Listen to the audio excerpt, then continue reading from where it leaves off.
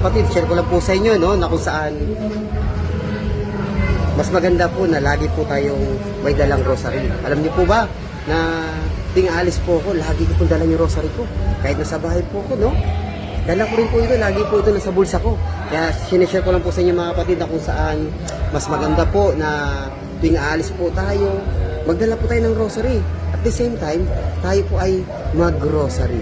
Alam niyo po ba, napakalaki po, malaking bagay po na kung saan dala po natin lagi yung rosary po natin sa bulsa and nakakapag-rosary po tayo. Totoo po yan, napatunayan ko po yan mga kapatid na kung saan nung time na pumunta po ako sa Isabela, doon po sa probinsya po ng asawa ko na kung saan dala-dala ko po yung rosary na ito. Nung time na po yun, may malaking sunog, talagang malaking sunog po, talagang yung apoy, talagang yung apoy na yun, talagang malaking apoy, no? Malaking sunog po talaga. So, nasunog po yung bahay. And alam niyo po, nung time na yun, nilabas ko yung rosary nito. And then, ako po ay nagdasal. Patuloy po nagdasal. Walang patid yung pagdarasal ko hanggang sa yung apoy, no? Talagang patuloy, lumiliit yung apoy. Nung time na yun, no?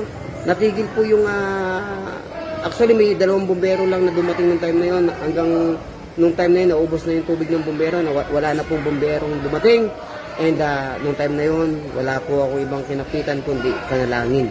Nilabas ko yung rosary ko, patuloy po nagdasal. Nung time na yun, nag-start po ako nagdasal. And alam ko, may nagdasal din po yung time na yun siguro, no? And nung time na po yun, talagang naramdaman at nakita ko po talaga, no?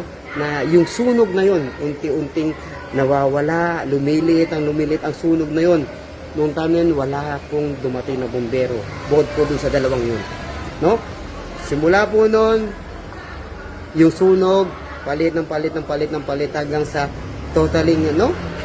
Lumiit na talaga yung sunog. Then, nung time na yon, tsaka dumating lang po yung next na mga bumbero.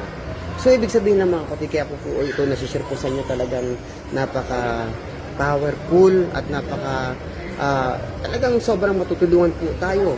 At talagang mabibless po tayo kapag lagi po tayo, no, may dalang rosary, no? Talagang doon ko lang po naramdaman na talagang yung rosary at yung panalangin, talagang napaka-powerful at talagang tutulungan po tayo talaga mga kapatid.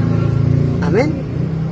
Amen. And wala naman po talaga tayong kakapitan, walang iba kundi yung rosary and yung panalangin and of course ang Diyos.